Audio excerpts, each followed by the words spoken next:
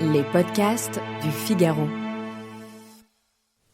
When you hate to see your old TV, it's time for Samsung. Profil pur, écran extra plat, système anti-reflet. Vous ne pourrez pas y échapper. simply can't go wrong. So come along and watch your Samsung. Bienvenue dans la nouvelle dimension. Est-ce que vous faites partie des Français qui ont une télé connectée ? Ces modèles sont désormais absolument partout en magasin.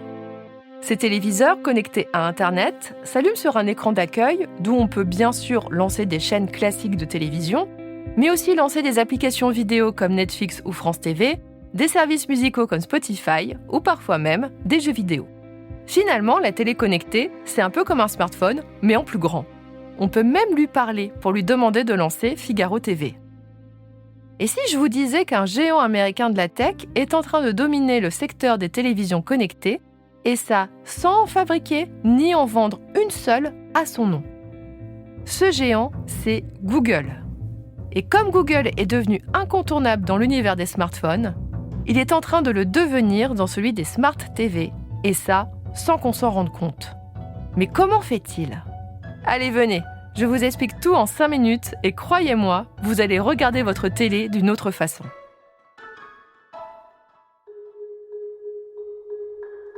Ce n'est pas par hasard si je vous ai dit que la télé connectée, c'est un smartphone en plus gros. Dans le smartphone, Google est partout.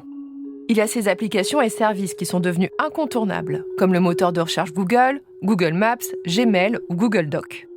Ces applis, on les télécharge sur le magasin d'applications Google Play, qui est partout, sauf sur les iPhones. Google domine aussi avec Meta l'univers de la publicité en ligne. On peut évidemment acheter des espaces publicitaires sur ces services, mais il détient aussi et surtout des outils majeurs qui gèrent les publicités qui s'affichent sur les sites des autres. Les smartphones, qui ne sont pas des iPhones, fonctionnent grâce à un cerveau, que l'on appelle système d'exploitation, portant le nom d'Android. Et Android, ça appartient à Google. Enfin, vous pouvez acheter un smartphone Google Pixel, et là vous serez Google de la tête aux pieds. La télévision connectée n'est pas si différente de ce que je viens de décrire. Ces appareils ont aussi besoin d'un système d'exploitation, c'est-à-dire d'un cerveau qui va faire en sorte que la télé et ses applications vont fonctionner vite et bien. Et ça tombe bien, car Google édite un système d'exploitation pour télé qui s'appelle Google TV. Son utilisation est gratuite pour les fabricants de téléviseurs qui se divisent en 2 camps. D'un côté, ceux qui sont bien contents que Google TV existe, comme Sony, Philips ou Xiaomi, et ceux qui veulent concevoir et utiliser leur propre système d'exploitation, comme Samsung ou LG. On estime que Google TV équipe 29% des téléviseurs connectés vendus dans le monde, ce qui est vraiment beaucoup.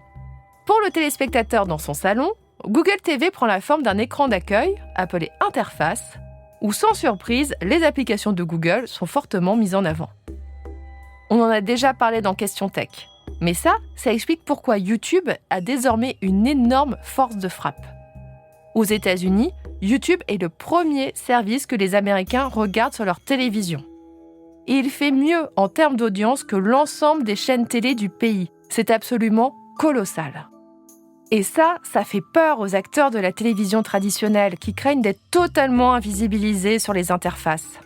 Ce n'est pas pour rien que TF1 ou M6 ont lancé leurs propres applications, TF1+ et M6+, afin de garder leur place sur leur télévision connectée.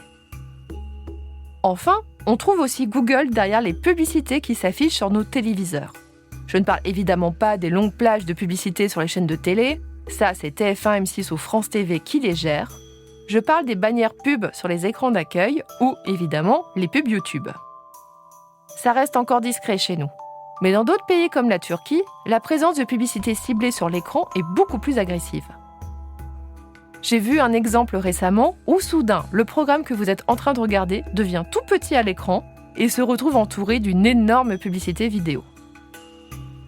Et puis, on peut tout à fait imaginer qu'à l'avenir, les plages de publicité des chaînes traditionnelles seront elles aussi ciblées et personnalisées selon qui était en train de les regarder, comme sur Internet. Évidemment, vous pourrez compter sur Google pour être présent sur ce créneau. Il détient toutes les technologies publicitaires pour faire ça, et il sait déjà tout de vous.